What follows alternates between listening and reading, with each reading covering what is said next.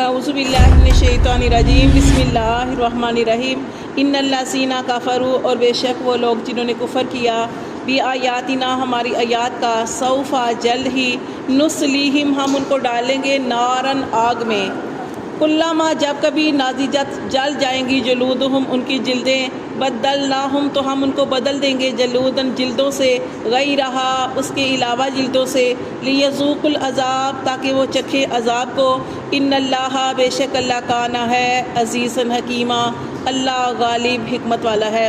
اللہ تعالیٰ فرماتے ہیں جو ہماری آیات کا انکار کرتے ہیں ہم ان کا ٹھکانہ جہنم بنا دیں گے، وہ جہنم جس کے بارے میں آتا ہے کہ جب جہنم میں جہنمیوں کو ڈالا جائے گا تو ان کے لیے کیا معاملہ ہوگا کہ ان کی جلد جو ہے ہر ساتھ میں 100 بار، یعنی ایک ساتھ میں 100 بار ان کی جلد جو ہے اللہ دے گا، پھر ان کی جلد جو ہے وہ جلے گی، پھر دے گا، پھر جلے گی۔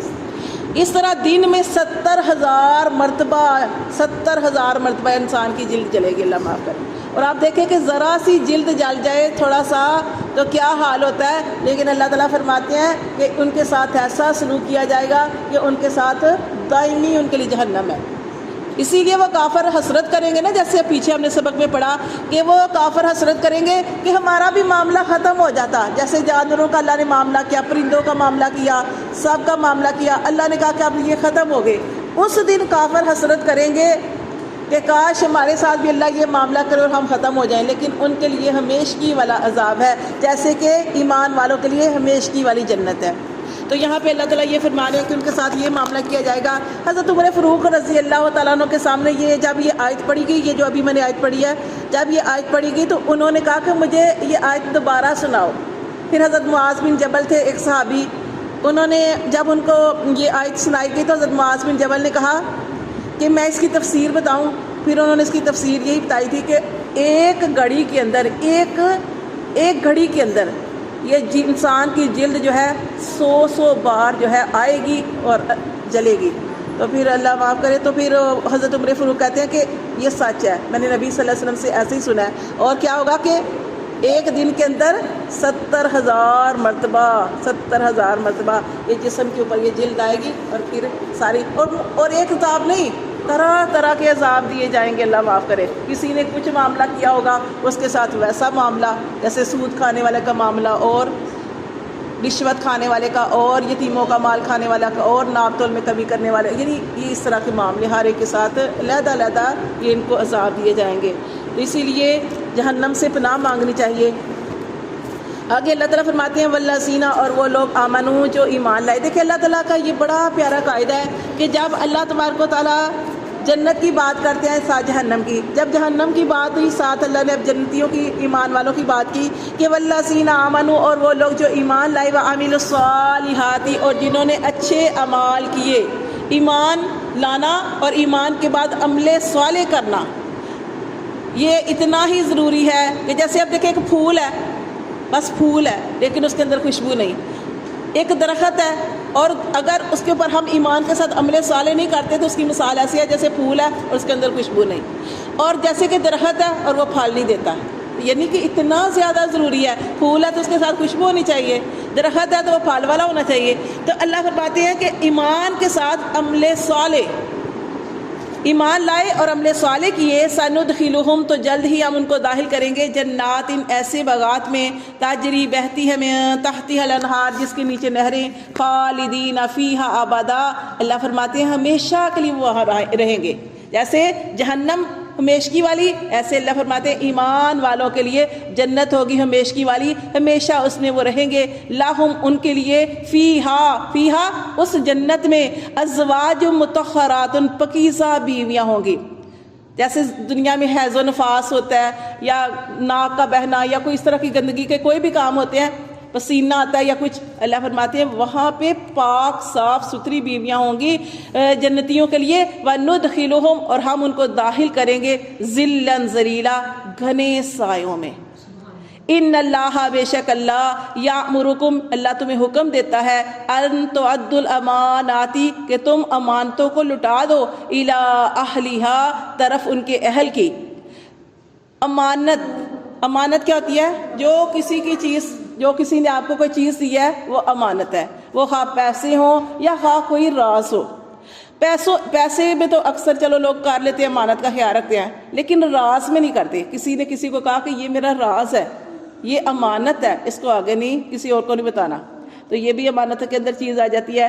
امانت دیکھیں نا، جیسے شہید کا ہم نے معاملہ پڑھا کہ شہید جو ہوتا ہے نا اس کے سارے گناہ اللہ معاف کر دیتے ہیں، سارے گناہ۔ کیا چیزیں باقی رہتی ہے اس کی؟ ایک رہتا ہے قرض۔ اگر شہید اس دنیا سے چلا گیا تو اگر وہ مقروض تھا تو وہ جنت میں نہیں جا سکتا۔ جنت میں جانے سے کون سی چیز حائل ہوگی؟ وہ قرض۔ جب تک اس کے قرض کو اس کے گھر والے، اول تو یہی ہے کہ قرض جو لیا تو اس کو خود ادا کر کے جائیں زندگی میں۔ اگر آپ نے کسی سے قرض لیا ہوا ہے، کسی کا کچھ دینا ہے، اپنے پاس لکھ کے رکھیں، زندگی کا کوئی پتہ نہیں۔ یا پھر اسی طرح جب انسان اس دنیا سے جاتا ہے تو گھر والے اکثر پوچھتے ہیں کہ ہمارے اس فلاں نے کسی کا کچھ دینا تو نہیں، یہ بھی پوچھا جاتا ہے۔ اگر دینا ہو تو اس کو فوراً ادا کرنا چاہیے، کیونکہ ہم پڑھے کہ جو شہید ہوتا ہے اگر وہ مقروض تھا، قرض تھا، تو وہ جنت میں نہیں جا سکتا۔ اس کے درمیان جنت میں جانے سے وہ چیز اس کو حائل کرے گی۔ اور ایک اور چیز، اور وہ کیا چیز ہے؟ اگر اس کے پاس کوئی امانت تھی اور اس نے نہیں دی، تو جب اللہ تعالیٰ کہیں گے نا کہ ٹھیک ہے تو شہید ہوا، لیکن اپنی امانت جو ہے، جو تیرے پاس کسی کی امانت تھی، اس امانت کو واپس کر، تو وہ کیا کہے گا کہ اب میں قیامت والا دن ہوگا، میں امانت اللہ کہاں سے واپس کروں؟ کہاں سے واپس کروں امانت؟ وہاں پہ تو کچھ ہوگا ہی نہیں انسان کے پاس۔ تب اس کو جہنم کے اندر، یہ صرف شہید کے لیے، شہید کا اس لیے میں کہہ رہی ہوں، عام آدمی کے لیے کیا ہوگا، یہ شہید کی بات کر رہی ہوں۔ پھر اس کو کہا جائے گا کہ یہ دیکھو جہنم دکھائی جائے گی، جہنم کی تہ کے اندر وہ امانت پڑی ہوگی، اور کہا جائے گا جاؤ اس امانت، وہ ہے امانت، اس کو لے کے آؤ۔ اور آپ کو پتہ ہے کہ جہنم کی تہ میں کوئی چیز کتنی دیر میں پہنچتی ہے؟ ایک دفعہ آپ صلی اللہ علیہ وسلم بیٹھے ہوئے تھے صحابہ کرام کے ساتھ، آپ کو آواز آئی، ایک دم آواز آئی، پوچھا یہ کون سی آواز ہے؟ آپ صلی اللہ علیہ وسلم نے جبرائیل علیہ السلام سے پوچھا، جبرائیل علیہ السلام سے پوچھا یہ کیا آواز ہے؟ تو کیا بتایا گیا کہ اللہ کے رسول 70 سال پہلے جہنم میں ایک پتھر گرایا گیا تھا، آج اس کی تہ میں پہنچا ہے۔ اتنا ٹائم لگتا ہے جہنم۔ اب وہ شخص جائے گا، اسے کہا جائے گا وہ جہنم کی تہ میں امانت پڑی ہے، اس امانت کو لے کے آؤ۔ وہ جائے گا، کیسے جائے گا؟ اتنی جلتی آگ سوچے، اور شہادت کا رتبہ، جہنم کی تہ میں جائے گا، وہاں سے وہ چیز لے کے آئے گا، اوپر آنے لگے گا، پھر گر جائے گی، کہا جائے گا پھر لے کے آؤ۔ اللہ معاف کرے، یہ اس معاملہ کہ اس کو ہم بڑا ہلکا سمجھتے ہیں نا، امانت۔ تو امانت میں بالکل، یہاں تک امانت میں تو اتنی بھی خیانت نہیں کرنی چاہیے کہ اگر آپ کے پاس کسی نے پیسے رکھائے ہیں نا، آپ اس کو بدل بھی نہیں سکتے۔ ہاں، اگر آپ اجازت لے لیں کہ یہ میرے پاس پیسے تھے، اس کو میں نے چینج لے لیا یا کچھ اس طرح کا معاملہ، اجازت لے لیں اور چیز ہے، ورنہ یہ بھی چیز۔ اسی طرح راز کے اندر امانت ہوتی ہے کہ راز جو ہوتی ہے، اسی طرح یہ تو ہو گئی نا ان چیزوں کے اندر امانت۔ اس دنیا میں ہم آئے ہیں، ہم بھی امانت ہیں، اسی لیے جب کوئی فوت ہوتا ہے تو ہم کیا کہتے ہیں؟ انا للہ و انا الیہ راجعون۔ اللہ کا مال تھا، اللہ کی طرف چلا گیا، اللہ کا مال تھا اللہ۔ اسی طرح کسی کے پاس علم ہے، کوئی ٹیچر ہے، اگر وہ جو ٹیچر ہے اپنے علم کو جیسا کہ اس کو آتا ہے آگے اس کو پھیلانا چاہیے، اپنے بچوں کو بتانا چاہیے، اگر وہ حق ادا نہیں کرتا تو وہ بھی خیانت ہے۔ کسی کے پاس کوئی بھی شعبہ ہے، کوئی گورنمنٹ کی نوکری میں لگا ہوا ہے، اکثر دیکھا کہ لوگ جو ہے نا، پرائیویٹ والے تو بہت زیادہ کام لیتے ہیں، لیکن گورنمنٹ والے جو ہیں اس میں وہ لوگ اکثر جو ہے وہ اس طرح کی کام کر دیتے ہیں۔ تو یہ کوئی بھی ایسا شعبہ جس میں آپ ماہر ہیں اور اپنی ڈیوٹی کو صحیح طریقے سے انجام نہیں دیتے تو آپ خیانت کریں، تو یہ ساری چیزیں خیانت کے اندر آتی ہیں۔ تو آپ صلی اللہ علیہ وسلم نے ارشاد فرمایا کہ جو تیرے ساتھ ایمانت داری کا معاملہ کرے تو بھی اس کے ساتھ ایمانت داری کا معاملہ کر۔ پھر آپ نے ارشاد فرمایا جو تیرے ساتھ خیانت کرے لیکن تو اس کے ساتھ خیانت نہ کر، تو نے اس کے ساتھ خیانت نہیں کرنی۔ تو یہ اس کو بہت ہلکا نہیں سمجھنا چاہیے. یہ امانت کا معاملہ دیکھیں نعوذ باللہ کہ کتنا، یہ دیکھیں اس کی سزا کتنی سخت ہے کہ اللہ تعالیٰ فرماتے ہیں ان اللہ یامرکم، اور اللہ تعالیٰ تمہیں حکم دیتا ہے ان تؤدوا الاماناتی کہ تم لٹا دو امانتیں الی اہلیہا طرف اس کے اہل کی. اچھا یہاں پہ ایک اور واقعہ بھی آتا ہے، یہ تو میں نے ویسے آپ کو امانتوں کے بارے میں یہاں پہ بتا دیا، ساتھ میں ایک یہ بھی آتا ہے کہ ایک دفعہ جب حضرت عثمان بن طلحہ ایک صحابی تھے، کعبے کی چابی ان کے پاس تھی، جو کعبہ تھا اس کی چابی اس کے پاس تھی. تو نبی صلی اللہ علیہ وسلم نے جب فتح مکہ ہوا نا، مکہ فتح ہو گیا، تو آپ صلی اللہ علیہ وسلم مکہ کے اندر داخل ہوئے. آپ صلی اللہ علیہ وسلم نے حضرت عثمان بن طلحہ صحابی جو تھے رضی اللہ تعالیٰ عنہ کو بلایا، ان سے کہا کہ یہ چابی جو کعبے کی چابی مجھے دو.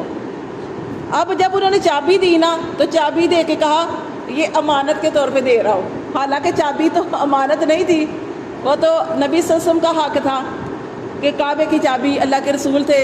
لیکن بہرحال حضرت عثمان بن طلحہ جو تھے انہوں نے کہا کہ یہ میں امانت کے طور پہ دے رہا ہوں. اب آپ صلی اللہ علیہ وسلم نے چابی لی. بڑے صحابہ کی خواہش تھی کہ اللہ کے رسول یہ چابی، یہ کعبے کی چابی ہمیں دے دی جائے، لیکن آپ صلی اللہ علیہ وسلم نے خاموشی اختیار کی. آپ صلی اللہ علیہ وسلم نے دروازہ کھولا کعبے کا، آپ صلی اللہ علیہ وسلم کعبے کے اندر داخل ہوئے. آپ صلی اللہ علیہ وسلم نے دیکھا کہ وہاں پہ نا مشرکین نے بت بنائے ہوئے ہیں، بت مورتیاں بنائی ہوئی تھی، اور حضرت ابراہیم علیہ السلام کا بھی بت بنایا ہوا تھا. اور حضرت ابراہیم علیہ السلام آپ کو قرآن پڑھتے ہیں تو اس میں آتا ہے نا کہ ابراہیم علیہ السلام یک طرفہ سیدھے اسلام کی طرف چلنے والے تھے، اللہ کی طرف چلنے والے تھے. وہ کسی طرف جھکاؤ نہیں تھا، صرف اللہ پر ایمان رکھتے تھے اور اللہ کے دین کی خاطر سیدھا چلنے والے تھے. لیکن کیا کیا کہ مشرکین نے کیا کیا تھا کہ ابراہیم علیہ السلام کا بت بنایا ہوا تھا. بت بنا کے ان کے ہاتھ میں فال کے وہ جو تیر نہیں ہوتے، تیر جو ہوتے ہیں، اور جس کے اوپر وہ فال نکالتے تھے تو وہ تیر پکڑائے ہوئے تھے. بت بنا کے نا مجسمہ بنا کے تو تیر ان کے ہاتھ میں پکڑائے ہوئے تھے. آپ صلی اللہ علیہ وسلم نے فرمایا یہ غارت جائیں، یہ مشرکین انہوں نے ابراہیم علیہ السلام کو یہ کیا بنا دیا ہے. ابراہیم علیہ السلام تو بتوں سے نفرت کرتے تھے، اور ابراہیم علیہ السلام کو ان کاموں سے کیا سروکار، یہ فال کے تیروں سے. جیسے میں نے آپ کو بتایا تھا کہ اس طرح کے فال نکالنا یہ ساری چیزیں نہیں کرنی چاہیے. پھر آپ صلی اللہ علیہ وسلم نے اس کو گرایا. پھر آپ صلی اللہ علیہ وسلم جتنی بھی وہاں پہ جو مورتیاں انہوں نے بنائی ہوئی تھیں، خالی ایک مورتی تو نہیں تھی، بہت ساری مورتیاں بنائی ہوئی تھی، تصویریں لگائی ہوئی تھی. آپ صلی اللہ علیہ وسلم چھڑی کے ساتھ سب کو گراتے جاتے تھے، اور پھر کلمہ توحید بولتے جاتے تھے، اللہ اکبر کی صدا لگاتے تھے. پھر آپ صلی اللہ علیہ وسلم نے جب سارا کچھ گرا دیا تو آپ صلی اللہ علیہ وسلم وہ خانہ کعبہ سے باہر نکلے. آپ صلی اللہ علیہ وسلم اپنی جو اونٹنی تھی اس کے اوپر سوار تھے. آپ صلی اللہ علیہ وسلم نے کعبے کا طواف کیا. پھر آپ صلی اللہ علیہ وسلم نے جو آپ کے ہاتھ میں چھڑی تھی اس کے ساتھ حجر اسود کا وہ جو تھا اس کو لگایا، اور جو بوسہ دیتے ہیں نا تو آپ صلی اللہ علیہ وسلم نے اپنی چھڑی کو وہاں پہ لگایا. تو پھر اور بہت سے صحابہ کرام کی خواہش تھی کہ یہ چابی ہمیں ملے. حضرت علی رضی اللہ تعالیٰ کتنے پیارے صحابی ہیں، اور انہوں نے کہا کہ اللہ کے رسول جب طواف کر رہے تھے نا تو کہا کہ اللہ کے رسول یہ چابی نا کعبے کی چابی مجھے دے دیں. آپ صلی اللہ علیہ وسلم نے خاموشی اختیار کی. یہاں تک کہ آپ صلی اللہ علیہ وسلم جب طواف کر رہے تھے نا تو آپ صلی اللہ علیہ وسلم کو وحی آئی، جبرائیل علیہ السلام آئے، اور جبرائیل علیہ السلام جو تھے انہوں نے اللہ کو حکم بچایا کہ آپ یہ چابی جو ہے، یہ کعبے کی چابی یہ عثمان بن طلحہ کو دے دیں، کیونکہ انہوں نے آپ کو کہا کہ امانت ہے تو امانت تو لٹائی جاتی ہے. پھر آپ صلی اللہ علیہ وسلم نے جو تھی وہ چابی تھی جو تھی پھر عثمان بن طلحہ رضی اللہ تعالیٰ صحابی کو دے دی تھی. اور آپ نے فرمایا اب قیامت تک تیری نسل کے پاس رہے گی، اب قیامت تک یہ چابی حضرت عثمان بن طلحہ کی نسل میں سے چلی جائے گی، ان کے پاس رہے گی. تو پھر آپ سے نے امانت تو نہیں تھی، لیکن چونکہ انہوں نے کہا تھا امانت پھر ان کی طرف لٹا دی. تو اللہ تعالیٰ فرماتے ہیں کہ بے شک اللہ تمہیں حکم دیتا ہے ان تؤدوا الاماناتی کہ تم لٹا دو امانتیں الی اہلیہا طرف ان کے اہل کی. واذا حکمتم اور جب تم کوئی فیصلہ کرو بین الناس لوگوں کے درمیان ان تحکموا تو فیصلہ کرو بالعدل عدل کے ساتھ. ان اللہ بے شک اللہ نعما کیا ہی اچھی یعظکم بھی کیا ہی اچھی تمہیں اللہ نصیحت کرتا ہے کہ جب بھی تمہیں فیصلہ کرنا پڑے عدل کا فیصلہ کرو، انصاف کا فیصلہ کرو. یہ نہ سوچو ایک طرف عمرہ ہیں، ایک طرف امیر لوگ ہیں، دوسری طرف غریب ہیں، غریبوں کا حق نہیں مارنا. اگر غریب جو ہیں وہ مستحق ہیں تو فیصلہ ان کے حق میں کرو. تو اللہ فرماتے ہیں کہ انصاف کے ساتھ فیصلہ کرو، کیا ہی اچھا حکم دیتا ہے اللہ تم کو. ان اللہ بے شک اللہ کانا ہے، جو بھی تم کام کرو گے اللہ ہے سمیعا بصیرا، اللہ تمہاری باتوں کو سنتا بھی ہے، بصیرا اور اللہ تمہیں دیکھ بھی رہا ہے. یا ایھا الذین آمنو، اے وہ لوگو جو ایمان لائے ہو، اطیعوا اللہ، اللہ کی اطاعت کرو، و اطیعوا الرسول، اور اللہ کے رسول کی اطاعت کرو۔ نبی صلی اللہ علیہ وسلم نے کیا ارشاد فرمایا کہ جس نے اللہ کی اطاعت کی اس نے میری اطاعت کی، اور یہ بھی فرمایا کہ جس نے میری اطاعت کی اس نے اللہ کی اطاعت کی۔ اللہ اور نبی کی اطاعت لازم و ملزوم ہے، ٹھیک ہے۔ فرمایا گیا کہ اے ایمان والو اللہ کی اطاعت کرو، اللہ کے رسول کی اطاعت کرو، وَأُولِي الْأَمْرِ مِنْكُمْ، اور حکمرانوں کی اطاعت کرو، جو ہمارے حکمران ہیں ان کی اطاعت کرو۔ لیکن اگر ہمارے حکمران غلط ہوں، برائی کا حکم دے، تب ان کی اطاعت نہیں کرنی، ورنہ ان کی اطاعت کرنی ہے۔ فَإِن تَنَازَعْتُمْ، پھر اگر تمہارے درمیان کوئی تنازع ہو، جھگڑا ہو، فی شیء، کسی معاملے میں، فَرُدُّوهُ، تو اس جھگڑے کو لے کے جاؤ الی اللہ، اللہ کی طرف، ورسولی، اور اس کے رسول کی طرف، ان کنتم، اگر ہو تم تؤمنون باللہ۔ کوئی بھی جھگڑا ہے، کوئی بھی معاملہ چل رہا ہے تو اللہ کی کتاب قرآن میں دیکھو، پھر کتاب سے قرآن سے اس کا فیصلہ نہیں ملتا، حدیث میں دیکھو کہ ہمارے نبی نے کیسے فیصلے کیے ہیں۔ تو اللہ فرماتے ہیں کہ اس فیصلے کو لے کے جاؤ اللہ کی طرف، اس کے رسول کی طرف، ان کنتم تؤمنون باللہ، اگر تم ایمان رکھتے ہو اللہ پر، والیوم الآخر، اور آخرت کے دن پر، ذالک، یہ، خیر، بہت بہتر ہے، واحسن، اور کیا ہی اچھا ہے، تأویلا، انجام کے لحاظ سے یہ بات کہ کوئی بھی فیصلہ ہے اس کو اللہ اور اللہ کے رسول کی طرف لے کے جانا ہے، کسی اور طرف نہیں لے کے جانا۔